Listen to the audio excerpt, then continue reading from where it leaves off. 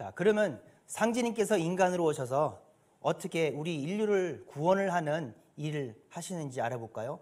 상지님께서는 1901년서부터 1909년, 지금으로부터 100년 전 일이죠. 9년 동안 천지공사를 보십니다. 그 천지공사의 결론으로 다음과 같은 말씀을 하십니다.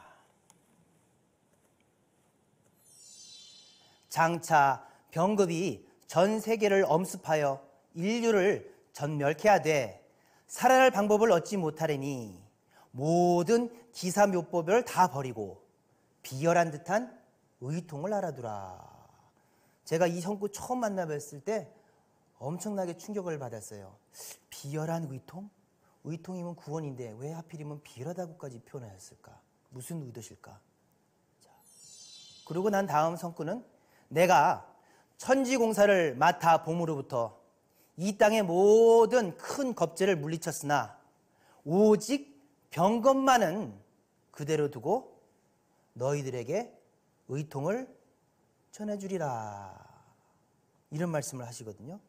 자, 그러면 이 부분을 어떻게 설명을 하고 있는지 생존의 비밀로 가서 알아보도록 할게요. 이 성구 말씀에 대해서 다음과 같이 설명을 하고 계십니다. 자, 오직 병겁은 그대로 두고, 왜 병겁은 상지님께서 해결을 하지 않고 그대로 두셨을까요? 그것은 이 병겁이라고 하는 것은 천지 이치로 오는 가을의 서리빨 궤병이거든요. 이거는 자연이 이치기 때문에 그 부분은 그냥 그렇게 존재하는 겁니다. 질병 대란을 여기서 벌어지는 이 현상에서 사람들이 살 수 있는 법방을 찾아주신 거예요. 질병 대란을 극복하는 유일한 생명의 처방으로 일상적인 약과는 전혀 다른 판밖의 치유책인 의통을 전해주신다는 말씀입니다. 이렇게 설명을 하고 있어요. 그래서 의통은 하느님이 인류에게 직접 내려주신 구원의 법방으로 인류에게 가장 큰 축복이며 은총인 것이다. 자, 그러면 이 의통이란 게 이게 무슨 뜻인지 한번 확인을 해볼까요? 의통.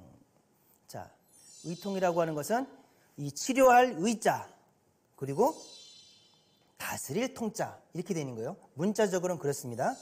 근데 이거의 뜻은 병겁으로 죽어가는 가을 서신의 그 추살, 우주의 추살에 의해서 죽어가는 사람을 살리는 상지님의 조화권이라는 거죠.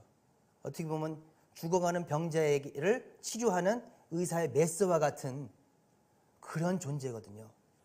그런데 이 의통은요, 이게 그냥 단순히 그냥 이렇게 무형으로만 존재하는 것이 아니에요.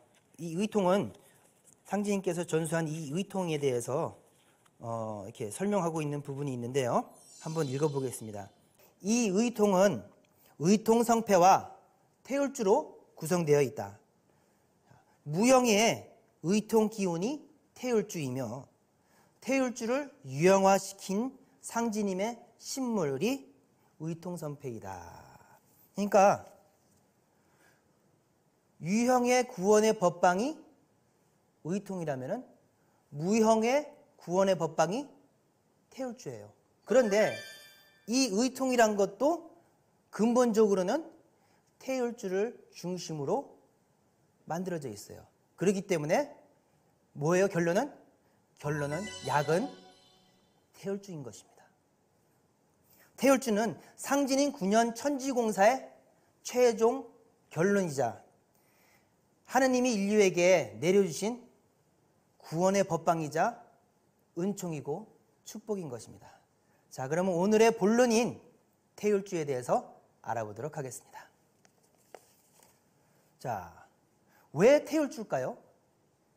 자, 예로부터 보게 되면요, 그 유명한 의사인 동의보감에도 태울구고천전을 외우면서 수행하면 시두를 물리칠 수 있다는 내용이 나온다고 합니다.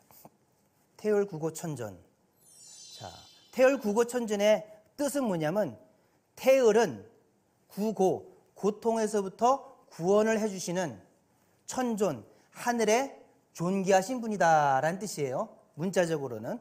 자, 고통을 구원을 해주는 태울천의 성신이 태울구고천존이세요.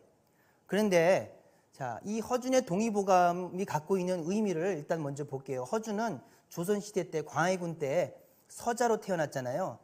그래서 이렇게 크게 성공할 수가 없었던 사람이에요. 그런데 그 사람이 궁궐에서 어의를 하고 동의보감을 집필해 줄 수 있게 됐던 유일한 이유는 뭐였냐면요. 시두 두 창을 극복했기 때문이에요. 그래서 임진왜란이 일어나기 몇 년 전에 광해군께서 두 창이 걸렸어요. 시두가 걸렸어요. 너무너무 심하게 걸려서 죽게 됐어요. 다른 의사들은 치료를 못하는데 허준 선생은 거기서 치료법을 찾아내가지고 광해군을 목숨을 살려요. 그게 공덕이 되어가지고 어의가 되고 또 그 인연으로 해서 광해군이 왕이 되고 난 다음에 동의보감 편찬을 하게 된 거예요. 그렇기 때문에 동의보감 전편을 보게 되면은 시두에 관련된 부분은 뒷부분에 나와요. 잡병편에 나옵니다. 동의보감 잡병편 전 11권 소화 쪽에 뒤쪽에 가 있지만 실질적인 역사에서는 시두가 있었기 때문에 허준이 있었고 동의보감이 있을 수 있었던 거예요. 그런데 그 시두를 치유하는 법방에 대해 어떻게 적고 있냐면은 매화가루를 갈아서 먹고 태을 국어천전을 100번 외우면 묘하기가 이를 데가 없다.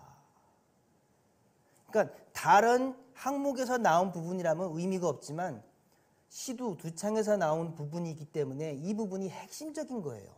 이렇게 태을이라고 하는 치유 문화가 과거에서부터 존재해왔던 겁니다.